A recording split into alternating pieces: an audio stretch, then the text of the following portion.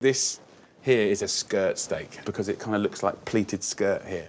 And of course, this is more than I need. You can see there's lovely fat through that. It's a different texture. It's tender, but you kind of have to chew a little bit more. Obviously, when you chew that little bit more, you get to taste a little bit more. And it's delicious. So in this recipe, which I think is the best steak sandwich I've ever had in my life, I didn't want the big hero to be just the steak. I wanted it to really be everything. I want to create a texture and flavour out of these humble white onions that really are incredible. And how do we do that? Well, you ain't going to do that by just frying it. You ain't going to do that by just slicing it. You've got to kind of put some real love into this. I'm going to make my onions sweet and sour, with sourness coming from red wine vinegar and sweetness from sugar and caramelisation. They'll take longer to cook than the steak, so I've got to get them on first. Cut them about 2 centimetres thick. Now, the outside layer gets a little bit tough, so I'm just going to click these out. Just use it for salads or soups or whatever. And whether you're going to turn these onions into this beautiful steak sandwich, or whether they're kind of going to go into an amazing mega salad, or on a pizza, or kind of folded through a risotto, or with roast potatoes just for the last 5 minutes so they all kind of cook into each other, this onion dish is legit, whatever you want to do with it. So let's turn it on, and let me show you how to make the best onions.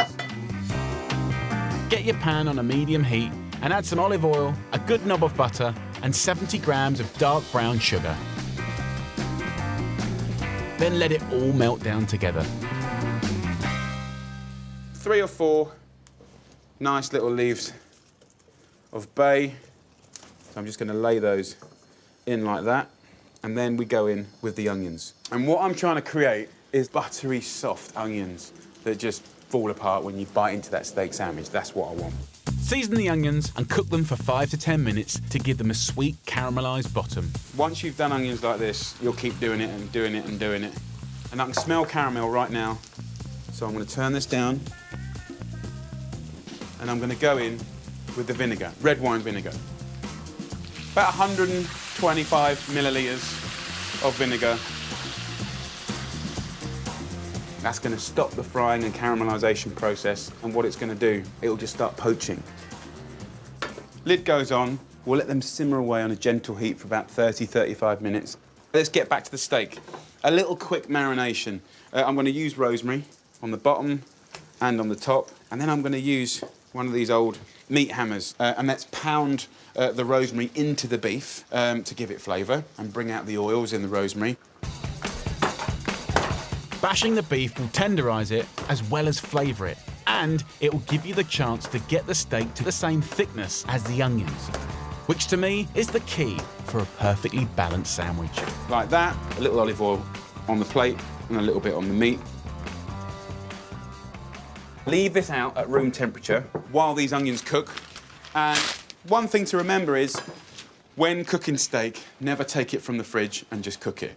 Really cold, really hot, muscle, tense, tough. And then when it rests, too much liquid will come out instead of stay inside the meat.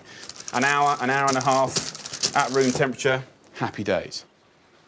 So, onions on, meat marinating, we've got a ciabatta. I'll just heat that in an oven, and then we'll make the best steak sandwich.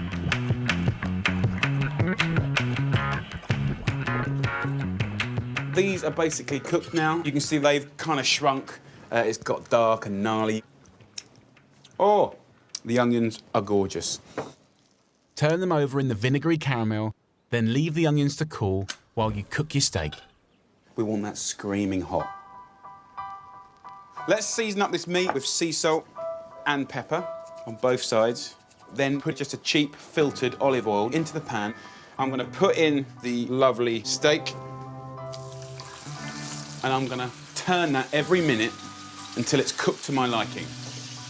I'll take just tiny little knobs of butter, and they'll start to discolour and burn and go beurre noisette. It'll be really, really good.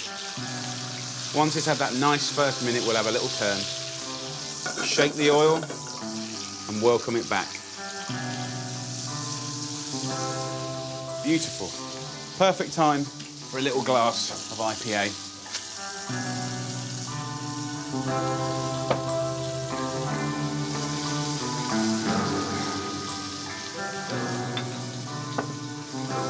fry the steak, turning throughout for 3 minutes on each side if you like it tender and medium.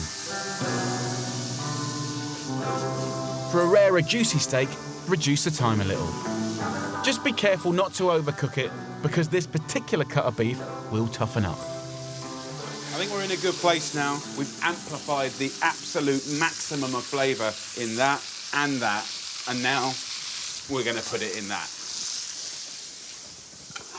Get yourself a nice big plate, and we'll turn off the heat.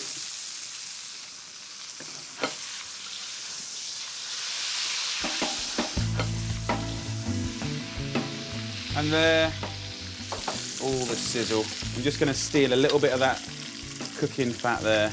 Not too much, just a little bit. And what's going to happen now is incredibly important.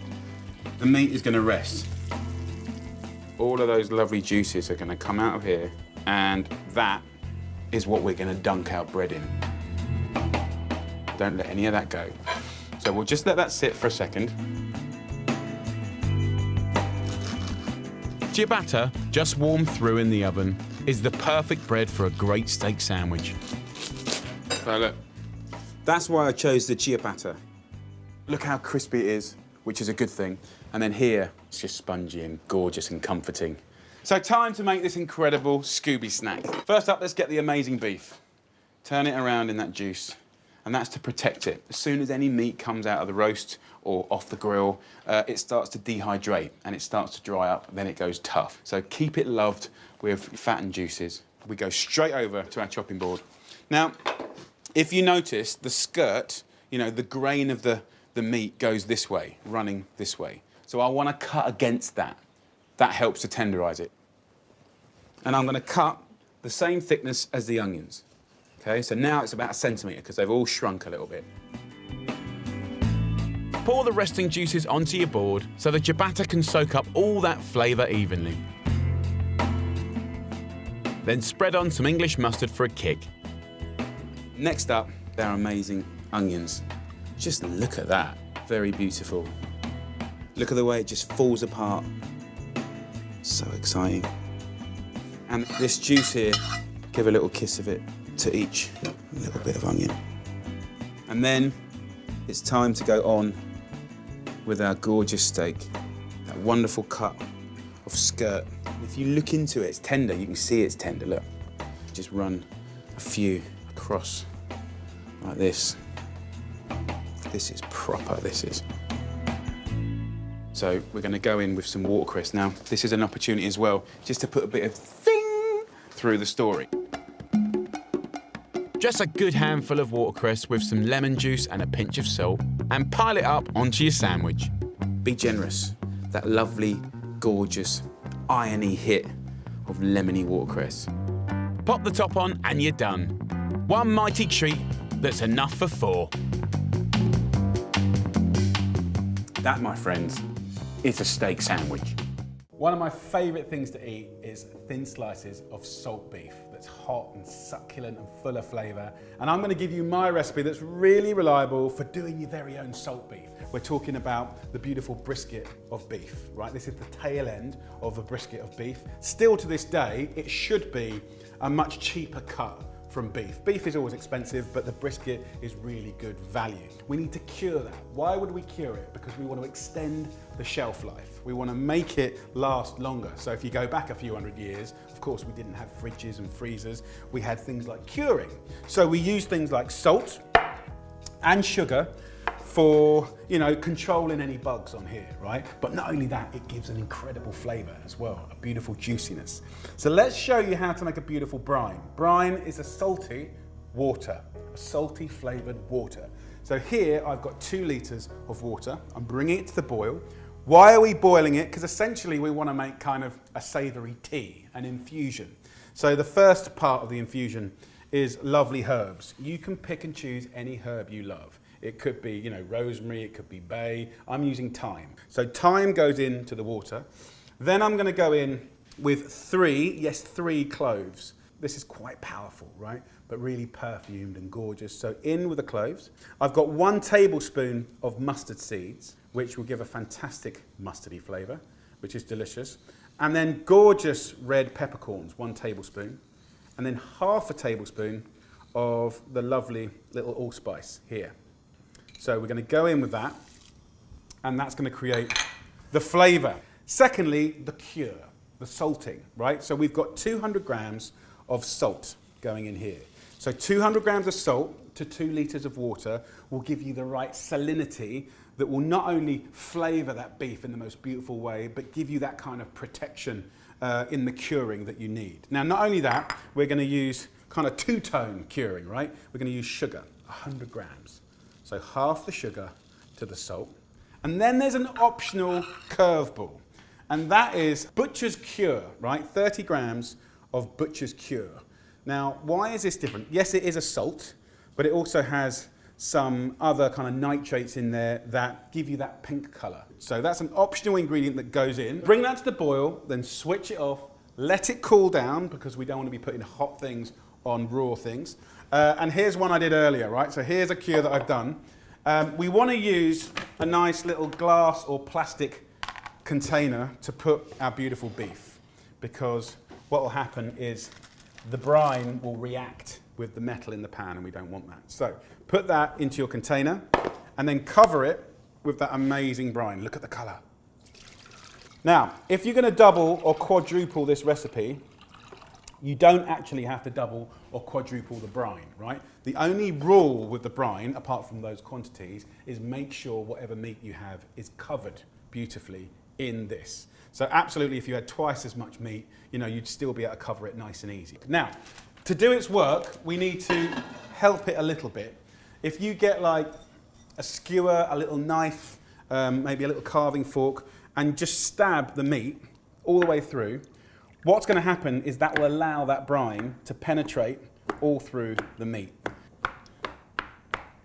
Okay, so if it's floating, you can grab anything that will weigh it down and keep that meat submerged. So now we put that in the fridge for, wait for it, 5 days. 5 days. And this, of course, is why factories do it and restaurants do it. It doesn't happen so much in the home, but I promise you, you know, when you've cooked that and it's hot and juicy and tender and you're just carving it into a little sandwich, it's the best thing ever. So in the fridge we go, and then I'll show you what happens next.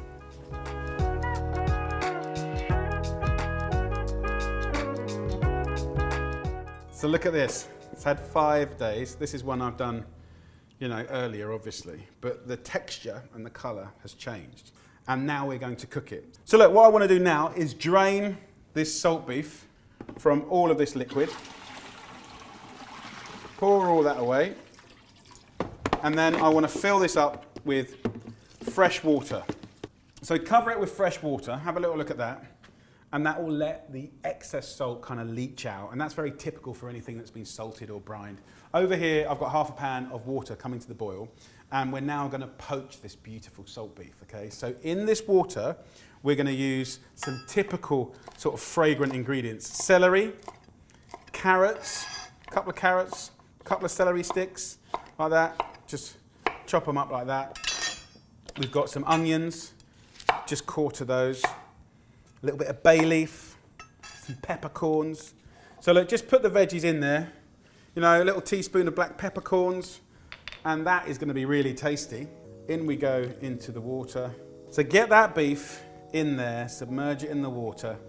Right, I'm going to get a lid, and we're going to poach this nice and gently for 2.5 hours. So let that cook, and then I'll show you what to do next, because we've got some fun things to do.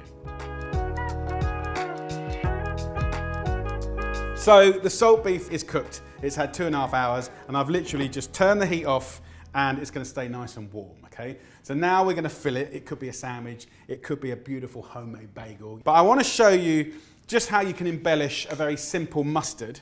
So yes, we all buy mustards. We get them in the jars, but you might have seen the mustard powder in these little tins, the dried mustard powder. So this is an English mustard powder. So I'm going to put a little bit of vinegar, white wine vinegar, into the mustard. I'm going to add some seasoning of salt and pepper and some sugar, but you could use honey as well. Really, really nice. Have a little taste. Delicious. Delicious. Is it worth it? Yes. Even if you took everyday little pickles like this, right? I love pickles, these little dill pickles. What I quite like to do sometimes is redress these. Okay, so if I just take, let's say 3 or 4 for the moment, I can just slice these up at an angle like that, or you can use a little crinkle cutter if you've got one. So we're gonna dress these up, and you can use any lovely fresh herb. So I love using dill, but it could be parsley. You could even use things like basil if you wanted to. So in we go. So just take a nice bit of that herb and get that in there and embellish it, right? Even things like chilies. So red, green, yellow chilies, really thinly sliced. And you'll thinly slice them and they'll kind of pickle quite quickly. Look at that. So in we go. And I like, actually, to kiss it with a little olive oil. But it's almost like a little salad, look at that. So flavour, flavour, flavour, texture, you know, freshness, excitement, taking the everyday kind of good or dreary sandwich and taking it to a place that is just insanely good. So look, we've got dressed up pickles, homemade mustards, right? We've got homemade bagels. Come on, enough talking, let's get filling, take it out. I like to put the meat on a board that's sitting on a tray to catch any of the juices so you don't get mess on the floor. Get a sharp carving knife and just slice nice thin slices all the way down the length of this beautiful cut of meat. Look at that. Look at the colour. I like to go nice and fine, but I want to generously fill the sandwich at the same time. So nice long strokes of the meat. Look at this, look at the colour, guys. Look at the texture. Can you see how we've taken that tough cut of meat and we've made it beautifully tender? Then we're going to take a bagel. These are homemade bagels. If you want the recipe for these beautiful bagels, then click the link somewhere, cut the bagel. I like to butter it on both sides. I'm going to kiss it with that amazing homemade mustard. I'm going to go in with some pickles, and then we're going to go in with our amazing salt beef. Look at that, guys. Woohoo! Buttered bagel on top. Hello. There you go. A hot-filled salt beef bagel with dressed up pickles and homemade mustard. Happy bloomin' days. Let's get in there. Let's cut it in half. I know you're not supposed to, but I want to see what's going on in there. Look at this. Whoa.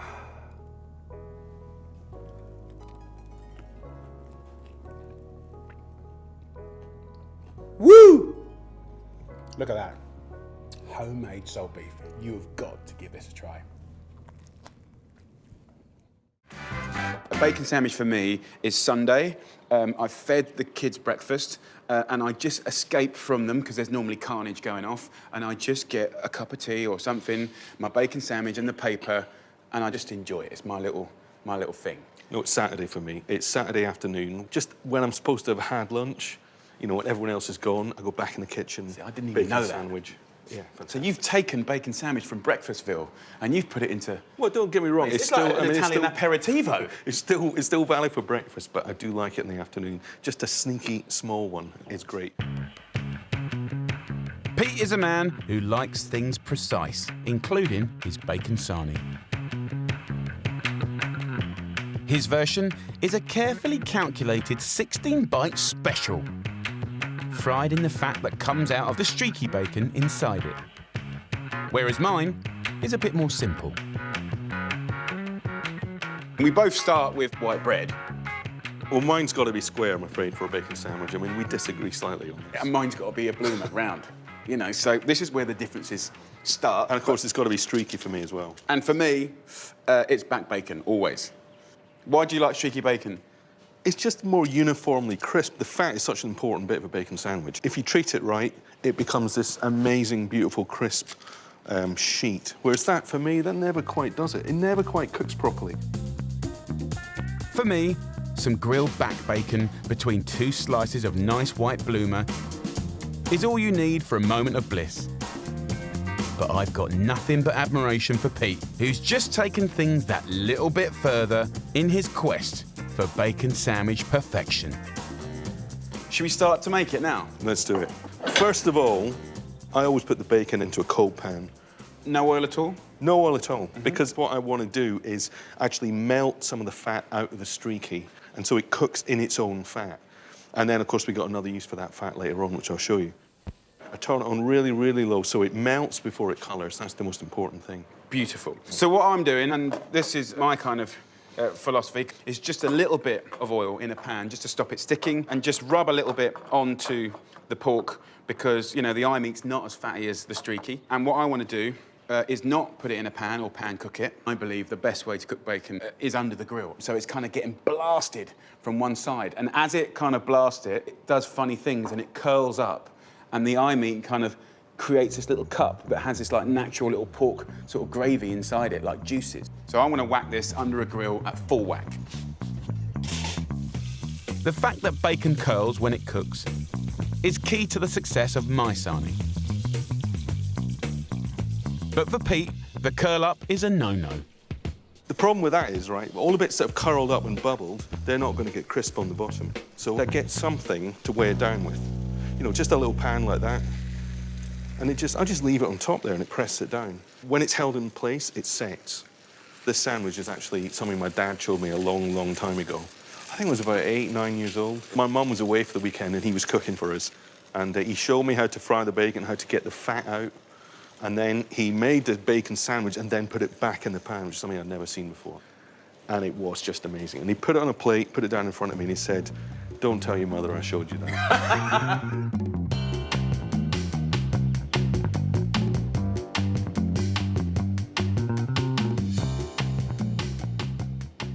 Okay, so actually mine's done, Pete. That's me happy there. If you notice, the fat's dancing. It's lovely and crisp on both sides. I haven't had to turn it. The fat has rendered out. Yeah, mine is, it's really nice and flat, and it's uniform, crisp. So far we've achieved nice crispy bacon. What are you doing? We're on the way, we're on the way. Yeah, next I assemble a sandwich before the final cook. Ooh. I've just got to have a tiny bit of butter in the bread. Now, what I don't do, people might well disagree with me, but I take the sauce out of the sandwich and put it on the side. So in the middle is just butter for me. Oh, yeah, no sauce in the middle? No, not for me. No. Not for you either, no? No. That's right for me. See, I don't like to take it to the point where it's actually crisp and you can snap it. It doesn't really work in a sandwich for me. It's almost there, but it's still got a little bit of bend in it. Bit of sag in it. Yeah, and then right the way across. So a perfect layer of bacon.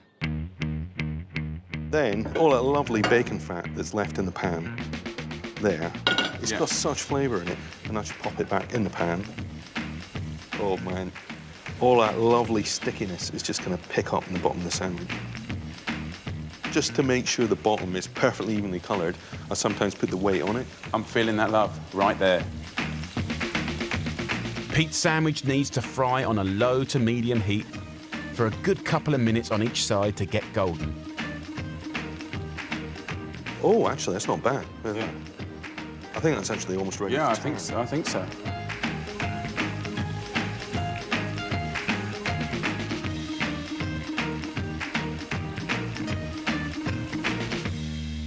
See that? There's not a single scrap. That's what I love about this. You've almost cleaned the pan, haven't you? There's nothing left in the pan. Nothing to wash up. When you take your sandwich out in the garden or something, nobody even knows you've done it. It's a couple of crumbs that you can put in the bin. So you're covering up your evidence. Yeah. All evidence hidden. Dear OK, well, let me tell you what happens to my sandwich. I'm not going to butter my bread.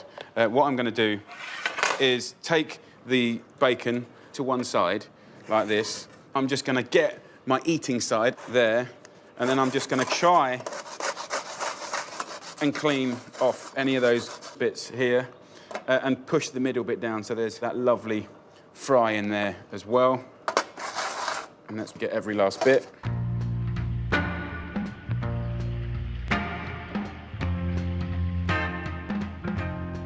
Then I go around with my bacon. I sort of do spoons. There's a confident push of I love you. And that's my sandwich. Where's yours at? I think it's almost there. Just let me see. Oh, yeah. Next stage is the slicing, which for me is important. If you remember, bacon rashers are going that way, north to south. So that means I slice east to west, giving you 4 fingers of sandwich. So grown-up soldiers. Yeah. Grown-up bacon soldiers. There we go. 1, 2, 3, and 4. Okay. So 4 soldiers with 4 rashers of bacon going the other way, which, if you haven't worked it out, is 4 perfect mouthfuls. 4 times 4 equals 16. And it's a 16-bite bacon sandwich. And if you do it with 3 rashers and a smaller bit is a 9-bite. So you thought you knew a bacon sandwich? You ain't seen nothing yet. It's a bit nerdy, isn't it? I know, No, it's totally nerdy, and that's why I love you, Pete. Who wouldn't want 16 bites from a bacon sandwich? I'm gonna show you how technical mine is. Get a knife, go from one corner to one corner, and just cut it in half. And that's it. 2 very different sandwiches, but nonetheless, loads of love, thought, and care gone into this. All we need now is a bit of sauce for our sarnies. I love a bit of brown, but Pete likes a mix of ketchup, mustard and chilli sauce. This is all order, and I balance it with a tiny bit of chaos on the side of the plate. Don't just do a little squiggle like that. When you take your neatly ordered bacon sandwich, you dip it in this, and each bite you get a slightly different combo of ketchup to mustard to chili sauce. I like that vibe. Why don't I try a bit of yours, you try a bit of mine? Yeah.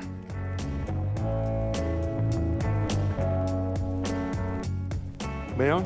Please do. All I do is dip it and put it in my gob. Right.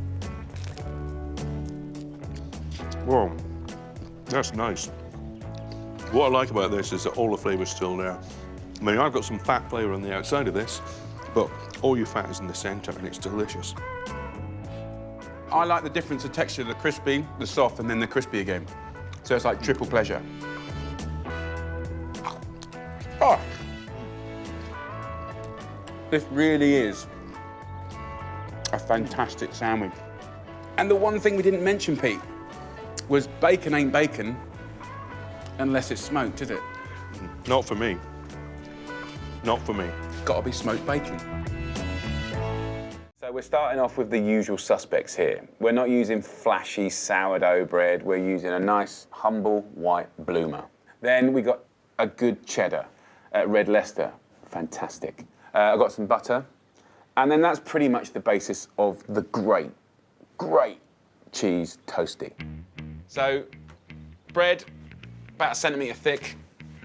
Get yourself some nice butter. Room temperature always helps. A fairly light buttering. If you can. You're going to turn it over and do both sides of the butter. If you're going to do one first for the one you love, the wife, like pancakes, you know, the first one's never 100% perfect. So she'll think that you love her, or he, because they get the first one. But actually, it'll be the tester. And then when you do the second one, it's about you. Selfish, but completely undercover. Well, until I just told you, so now I'll have to give her the second one. Get yourself a box grater, and you can use any cheese that you love. That's going to melt nicely. You know, this concept can embrace and love any country's best melting cheese. You know, if you're in France and you're in the wonderful world of Gruyere. If you're in Italy, you could go Fontina that just kind of melts beautifully, and little bombs of taleggio that kind of explode, little nuggets of flavour. Fantastic. Once the cheese is grated, pile a handful onto your buttered bread and give it a squeeze. So far, so familiar. We're going to pick this little baby up and we're going to put it into the pan. You'll need your frying pan on a low to medium heat.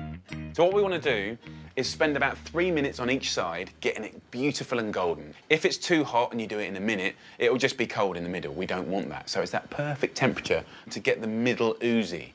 Now I'm going to place some weight on the top and just use whatever you got around you. You know, you could use a pestle and mortar or another pan just to weigh it down flat. For 3 minutes, just wait. And get ready for the best bit, the making of this little toastie's crispy crown. The way I developed the perfect cheese toastie was put too much cheese in. As it cooked, it oozed out, it went down the sides. This came out, and that was the kind of eureka moment. Because it's like, okay, I love me oozy lava of cheese, I'm into all that. But when this happens, crunch. Wow. So, okay, let's remove the weights now.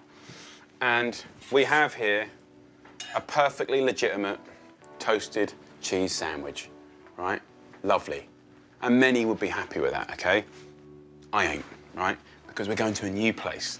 So what we want to do is reenact in here the mistake that time oozed out of that beautiful cheese toasted sandwich. I'm going to grate a layer of cheese around the bottom of my little pan here. And almost think of it like a little doily. And we're going to take this cheese sandwich and we're going to put it bang on top, and we don't touch it. And in the course of a minute and a half, it brings out completely different flavors from the cheese. I mean, who doesn't love the smell of like catching cheese? You know, the bits on the tray when you did the cheese on toast under the grill were always the best bits, yeah?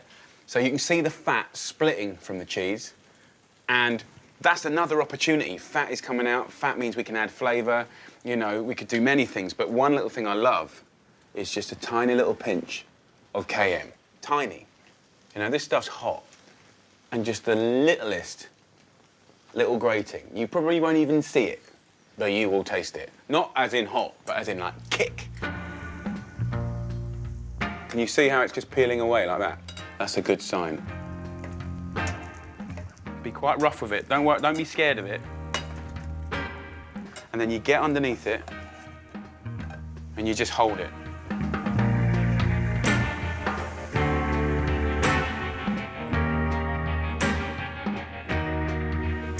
And by the time that we count to 30, we've then created our crown. Our very royal crown. I mean, I would love to cook that for the Queen. Then we put a little bit more cheese and we put it in the middle. And this is the final turn. 4 turns to perfection, guys, 4 turns.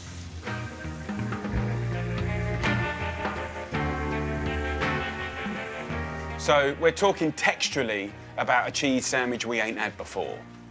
Imagine that turning up at breakfast in bed. Imagine that turning up on Father's Day. Imagine that turning up on Valentine's Day. I mean, come on. Look at that. When have you ever seen a cheese toastie like that? That is another level. It's a total thing of beauty. For perfection in the eating, you've got to leave it for 2 minutes, because inside that toastie, you know, the cheese is like 1 billion degrees Celsius. It will strip the skin off of any human's mouth. So just leave it, be patient. And of course, as temperatures go down, you can taste more. Let's get the brown going. Let's get the ketchup going. Go and grab that mango chutney out the back of the cupboard. It's been there for years, just waiting, lonely, waiting to be used.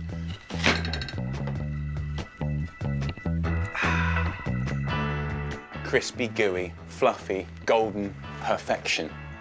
That's what I'm talking about right there. Break it, squeeze it. Ah.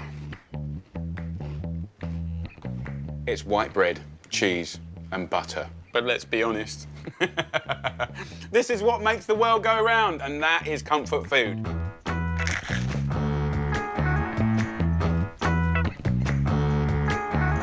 This recipe gives you a surefire way to turn your Christmas turkey and trimmings into the ultimate leftovers sandwich. Stuffed between a belting homemade focaccia with a shortcut to a tasty pickle done in a fraction of the time. It's layered with whatever's in your fridge, topped with mayo mixed with leftover gravy. It's next level good. So this incredible sandwich is inspired by a dish called muffalata, and they're big focaccias that are split in half, opened up, and then filled with layer upon layer of beautiful things. Mozzarella, prosciutto, parmesan, antipasti, peppers, all that goodness. But really what I want to do is break it down to the principles so you can make it your own at home with your leftovers. So if we're going to make a beautiful sandwich, we need to make a beautiful dough. So I want to give you a recipe that is super reliable, that you can use in many different ways in your life, whether it's pizza bases, nice little rolls, and of course, we're going to make the most incredible focaccia. 1 kilo of strong flour onto a clean surface. a couple of teaspoons of salt, 700 millilitres of tepid water, sort of lukewarm. So the yeast you can buy in sachets, and you can get it in all the supermarkets. Just scatter that into your water.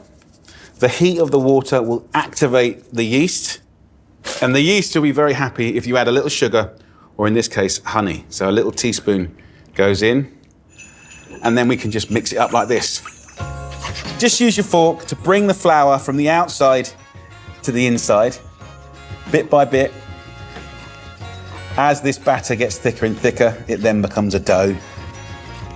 I think in that time between Christmas and New Year, betwixtmas, you know, a lot of us have got time to do some different cooking, some batch cooking, some lovely slow cooks, and in this case, like a lovely homemade bread. And also, you know, starting with these simple raw ingredients that, of course, are much cheaper than buying a focaccia yourself. Like, this is a win-win. As I'm moving the dough around with the fork, I'm just using this little scraper just to bring it in to the center. So I'm going to give you some lovely shortcuts to turning those leftovers into something absolutely phenomenal. It's going to be a sandwich beyond all sandwiches. And also, it's really good for groups of people. You can do one big, massive one, like slice it up, let people take what they want, and you can feed quite a lot of people.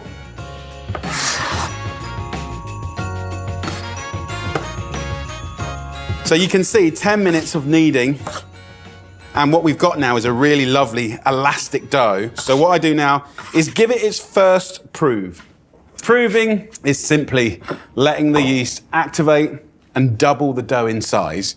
So put a little bit of oil into a bowl.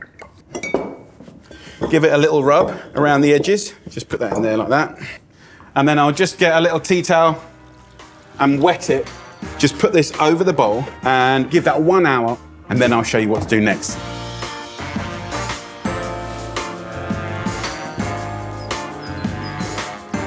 What you'll see is it's doubled in size, and at this point, we've got to knock it back.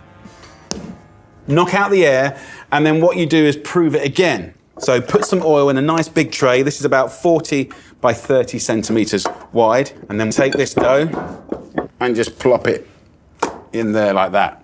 Push it out as much as you can, and by pushing your fingers right to the bottom of the tray, you create these little dimples that you can then fill up with gorgeous extra virgin olive oil, and that will go into all the little cracks and crannies. You could put herbs, sliced tomatoes, and all kinds of things. I'm going to keep it super simple. Olive oil, salt, and that's it. So let that prove until it's doubled in size again. Under here is a focaccia bread. It's a big sandwich and the most delicious. It's as big as this tray. Have you ever seen focaccia? Have a look. Don't touch it though, because it's got to double in size. Give you a kiss.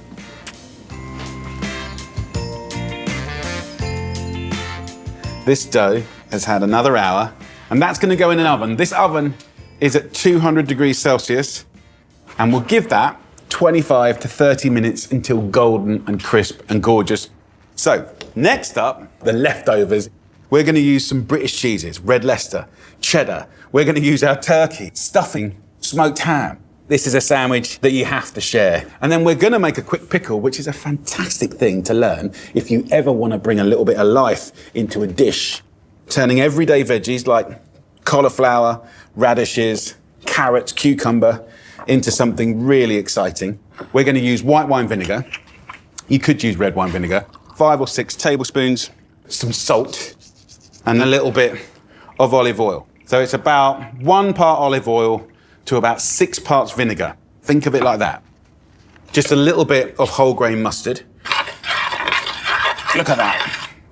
And then we can have fun with some textures. So take your humble carrot, and you can create the most beautiful textures just by peeling, right? If you've ever got a crinkle cutter, it's quite a cool way to chop up cucumbers into little matchsticks.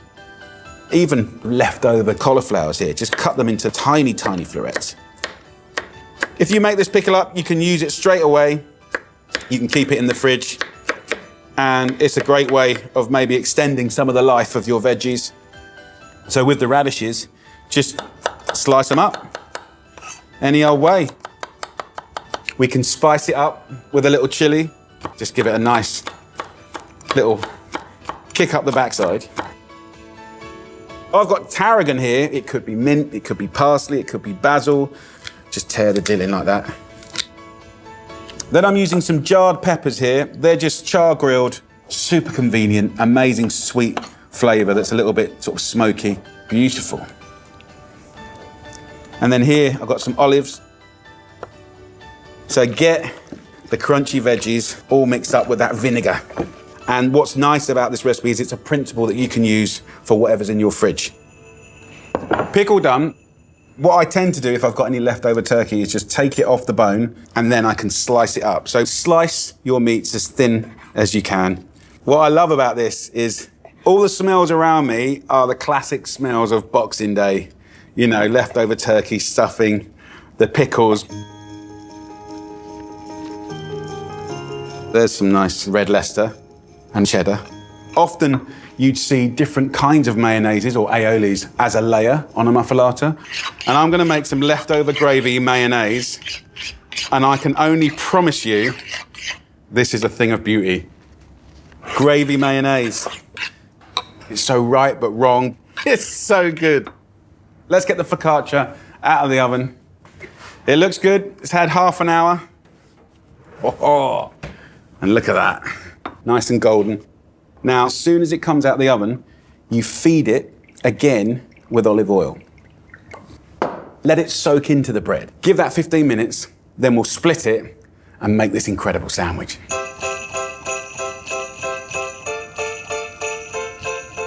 So this has cooled down beautifully now. Oh. So our job is now to get in there and split it. Try and go in the middle. And I tend to just go around the edge first. Like this. Don't go all the way through, don't try, because you might go wonky. And then once you've joined up, then you can start slicing through. Oh, look at that. We can now start layering up. We're gonna use our incredible gravy mayo. So that is the first layer of flavour. And do that layer of the smoked ham, look at that. Beautiful. Then we can go in with our little bit of rocket. Here you could use watercress. You could use herbs if you wish. Then we can go a little bit of cheddar. Just little slithers. Look at that. Then we're gonna get our lovely turkey. And we're still celebrating that amazing, amazing roast dinner from Christmas.